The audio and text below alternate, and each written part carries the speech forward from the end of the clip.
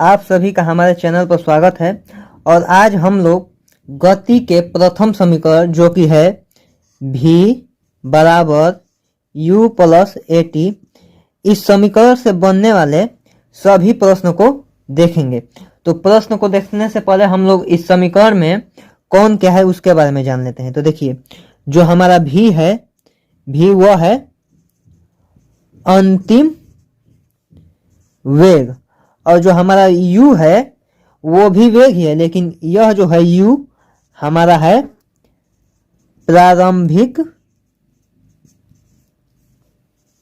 वेग, और a जो है इसमें हमारा है त्वरण, और जो t है, t आप लोग जानते ही होंगे, यह है समय, और जो वेग है उसको हम, तो चलिए हम अपना पहला प्रश्न देखते हैं। देखिए, पहला प्रश्न है, एक कार विरामावस्था से चलना प्रारंभ करती है। वह 10 सेकेंड में 60 मीटर प्रति सेकेंड का वेग प्राप्त कर लेती है, तो उस कार की त्वरण बताइए।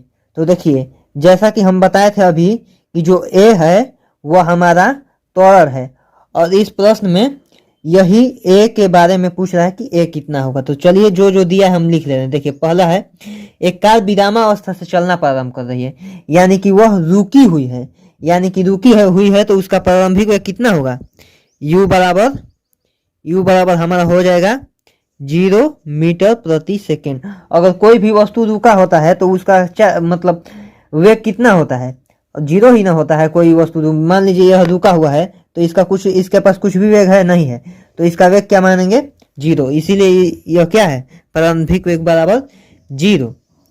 वह 10 सेकेंड में, यानी कि t बराबर 10 सेकेंड में 60 मीटर का वेग प्राप्त कर ले, यानी कि 10 सेकेंड कोई वस्तु रुकी हुई है और फिर चलना प्रारंभ कर रही है, और 10 सेकेंड में वह 60 मीटर प्रति सेकेंड का वेग प्राप्त कर, यानी कि यह जो है हमारा 60 मीटर प्रति सेकेंड अंतिम वेग। तो अंतिम वेग को v से दर्शाते हैं, तो v बराबर 60 मीटर प्रति सेकेंड। और पूछा क्या है हमारा त्वरण, यानी कि a ज्ञात करना है। बस इतना ही देगा, हमेशा हर एक प्रश्न में ऐसे ही देगा। किसी में यह 3 दिया रहेगा, यह गायब किया रहेगा, किसी में यह दिया रहेगा, गायब किया रहेगा, यह तीनों, यानी कि इसमें v बराबर u प्लस AT में से कोई एक गायब किया रहेगा और सबको दिया रहेगा, और जो गायब किया रहेगा उसी को हमको बताना है। तो चलिए, यह हो गया, और जो जो जहां पर है उसको वहां पर रख देंगे। देखिए, v है, v बराबर u प्लस AT, तो v का मान कितना है 60, तो यहाँ पर रख देंगे 60 बराबर u का मान कितना है 0 प्लस a कितना है हमारा, a ज्ञात करना है, तो a को a लिख देंगे, a हमको ज्ञात करना है, गुणित t कितना है 10। अब हम लोग 60 बराबर 0 प्लस 10 में a का गुणा होगा तो 10a, और 0 को इधर लाएंगे तो 0 घटेगा, तो 60 में से 0 घटेगा 60 ही बचेगा, तो 60 बराबर 10a।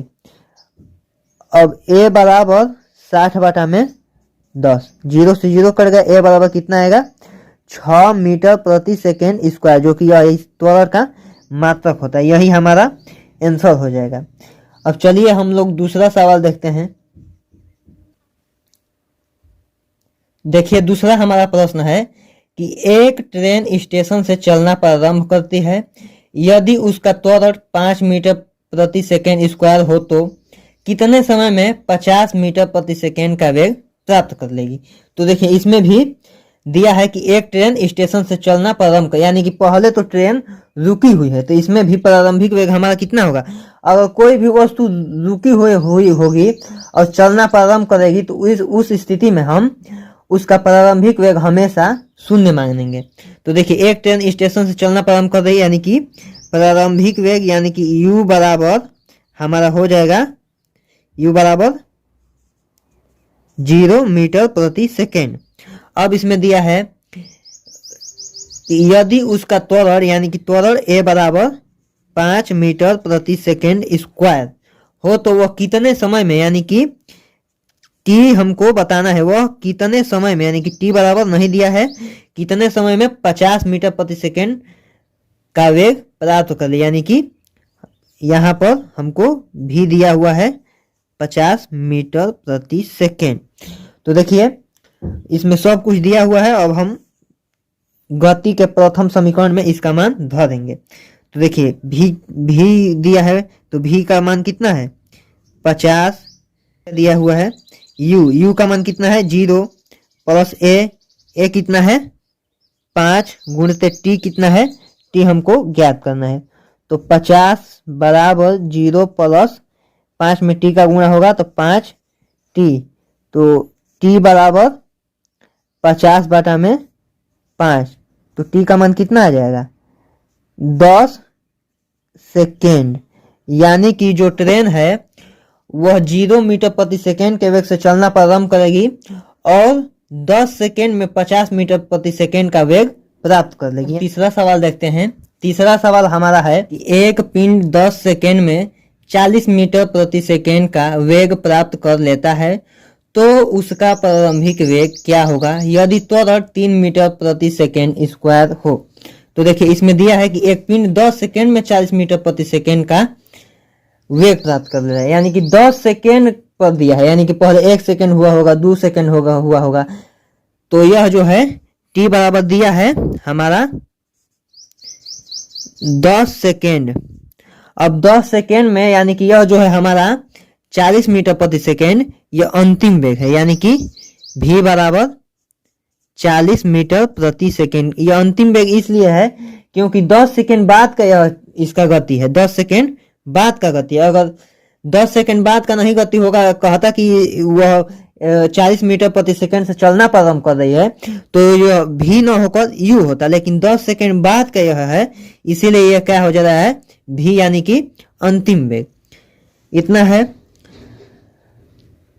तो उसका प्रारंभिक वेग ज्ञात कीजिए, यानी कि प्रारंभिक वेग क्या करना है u हमको ज्ञात करना है, और जो हमारा त्वरण है a वह दिया है 3 मीटर प्रति सेकेंड स्क्वायर। देखिए यह सवाल जो है एकदम सिंपल है, आराम से इसको इस समीकरण में इसका मान रख देना है। तो देखिए भी का मान कितना है, भी है 40 बराबर u हमको ज्ञात करना है, यानी कि प्रारंभिक वेग ज्ञात करना है, प्लस ए कितना है 3 गुणित टी कितना है 10, यानी कि 40 बराबर u प्लस 10 तिहाई 30, यानी कि 40 और पक्षांतर करेंगे तो -30 बराबर u, यानी कि u बराबर 10, यानी कि जो वह पिंड था वह 10 मीटर प्रति सेकेंड, इसका मतलब हो जाएगा मीटर प्रति सेकेंड, यानी कि जो पिंड था हमारा वह 10 मीटर प्रति सेकेंड के वेग से चलना प्रारंभ किया था,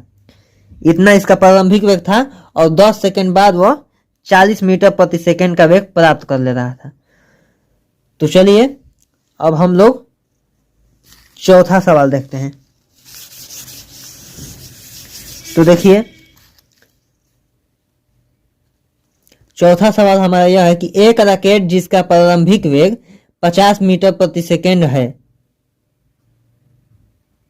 यदि उसका त्वरण 10 मीटर प्रति सेकेंड स्क्वायर हो तो उसका 20 सेकेंड बाद वेग बताइए। यानी कि देखिए इस सवाल में हमको प्रारंभिक वेग दे दिया है। देखिए कहा भी है कि एक रॉकेट जिसका प्रारंभिक वेग यानी कि u बराबर 50 मीटर प्रति सेकेंड, यानी कि प्रारंभिक वेग 50 मीटर प्रति सेकेंड है, यदि उसका त्वरण यानी कि a बराबर 10 मीटर प्रति सेकेंड स्क्वायर, त्वरण इतना है हो तो उसका 20 सेकेंड बाद यानी कि t कितना दिया है 20 सेकेंड, और उसका हमको क्या करना है अंतिम वेग। तो देखिए पहले प्रश्न को समझ ले रहे हैं। एक रॉकेट है जिसका प्रारंभ में उसका स्पीड 50 मीटर प्रति सेकेंड है और त्वरण इतना है, तो 20 सेकेंड बाद वह कितना का वेग प्राप्त कर लेगा। तो चलिए हल करते हैं इसे। तो देखिए v क्या है, v हमको ज्ञात करना है, तो v के जगह पर v रखेंगे, और u कितना दिया है 50 प्लस a कितना है 10 गुणित t कितना है 20, यानी कि v बराबर 50 प्लस 200, 20 में 10 का गुणा करेंगे तो 200, तो v बराबर 200 50 मीटर प्रति सेकेंड। तो देखिए यही हमारा आंसर होएगा।